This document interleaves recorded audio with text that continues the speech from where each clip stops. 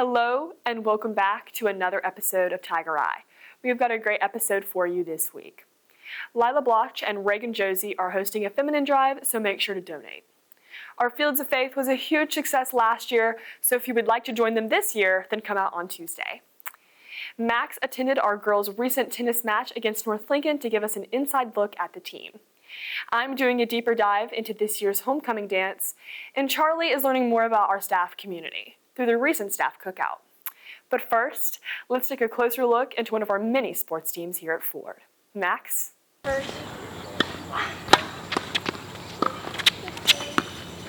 On Monday, September 23rd, the Ford girls tennis team played against North Lincoln in what they knew would be a tough conference match. North Lincoln was 10-2 overall this season and 3-0 in the conference. This being such a highly anticipated match, I spoke to Coach Miller about what his message was to the girls before the match.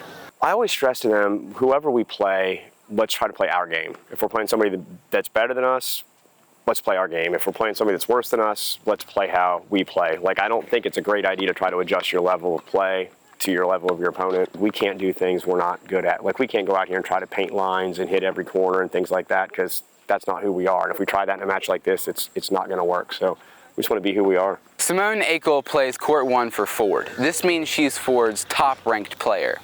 I asked her what her mindset was leading into her match against North Lincoln's Emma Carver. My mindset going into this is just to do my best, because no matter how the person across the net plays, I'm just going to do my best, and if I can do my best, that'll be enough. Despite our players' efforts to make sure their mindset was right before the match, North Lincoln was able to jump to an early 4-0 lead in singles. On court 5, though, Maddie Chesson was able to beat her opponent in 2 close sets. The first was 7-5 and the second was 6-4, making the total score 1-4. After a very close match on court 4, North Lincoln was able to win the match in singles, getting up to 5-1. This gave them a victory overall, but the Ford girls still went out and fought hard in doubles, and on court 2, Maddie Chesson and Heather Wright were able to win their match, making the total score 2-7. When we play a good team like North Lincoln, like we're playing today, it's easier to spot our flaws. What we don't do well shows up really well as a good team, so we can start to address those on practice. Sometimes you can hide your flaws a little better against a not great team, but here they get exposed, so we can really see what we have to work on in practice. After the match, I spoke to senior Heather Wright, who finds ways to perfect her game after losses. Losing is losing, and that's okay. But honestly, the matches where you lose are the ones where you really get better. So a tough loss match like this provides that sense of community and that sense of bond and strength through the team, because they've been there with me and they know what it's like. These girls work hard to win matches, but for Heather, tennis has a greater impact than just a win or a loss. Tennis has provided a sense of community for me. Playing with these girls for 4 years, back to back to back, it's provided friendships with me that I want to take throughout my life. The tennis team will have their senior night against St. Stephen's on Monday, September 30th in what should be a fun match, so be sure to show up and support our girls. 7-2 against that team, that's okay. And I thought we played good across the board. We play like that for the next 3 matches, we're going to win some matches. Thanks, Max. It's important to see that no matter what sport you're playing, it's better to have a sense of teamwork. However, it isn't only sports teams who are making a group effort. Everyone in the student council had to work together to prepare for our homecoming dance this year. Before the dance, they came early that Saturday morning to help set up. So we had a couple of meetings before where we decided what decorations we might need, what theme we wanted to do. Basically it was just a lot of throwing ideas out there and people saying what they could bring and what they couldn't bring. Student council as well as advisor Carla Shook had a part in making sure the dance was a hit, with 160 tickets being pre-sold and 260 being sold in total. This fun night of dancing also gives students a chance they only get once a year.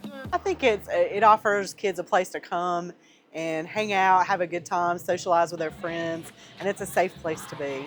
So I'm happy that student council offers that.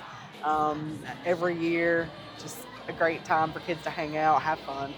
Being at the dance is important to some for different reasons, but it still means being a part of Ford's community, whether you're a student like Kinsey Wisnant, who came to see her friends, or Tommy Williamson, who's been DJing 30 years.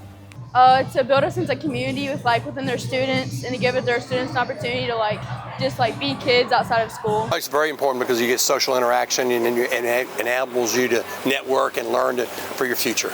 Even though the dance is held in the cafeteria, it allows students to get away from the stress of school.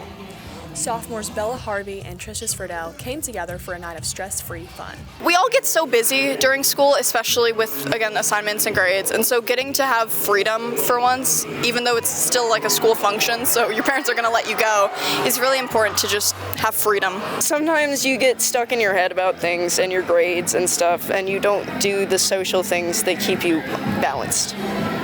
Social health is important.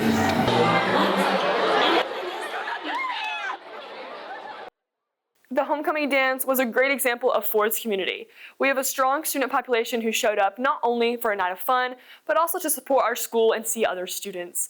Our staff community also came together during homecoming week. Charlie? Before the homecoming game on September 20th, the staff cookout took place for the first time, with a turnout of 85 people. The staff cookout is one way that staff and their families can bond. I spoke to the social studies teacher, Kyle Huffman, and Ms. Deal's son, Grant Deal, on this event.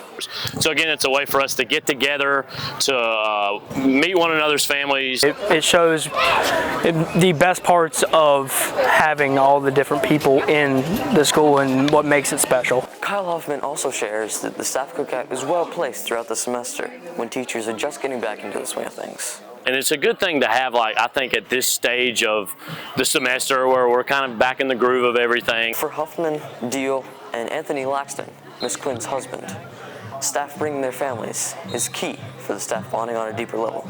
To be able to come out and celebrate community, bring faculty together to not only meet one another across different halls of the school, but also bring their families into the fold.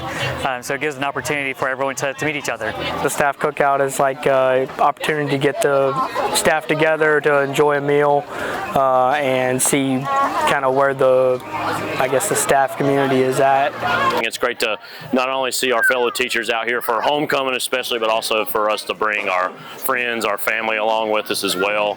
For Kyle Huffman, Grant Deal, and Anthony Laxton, this event is a great way to connect with teachers that they don't see on a daily basis. Thanks, Charlie. It's great to see people coming together, especially Ford's community. Well, that's all for this episode of Tiger Eye, and we'll see you the next.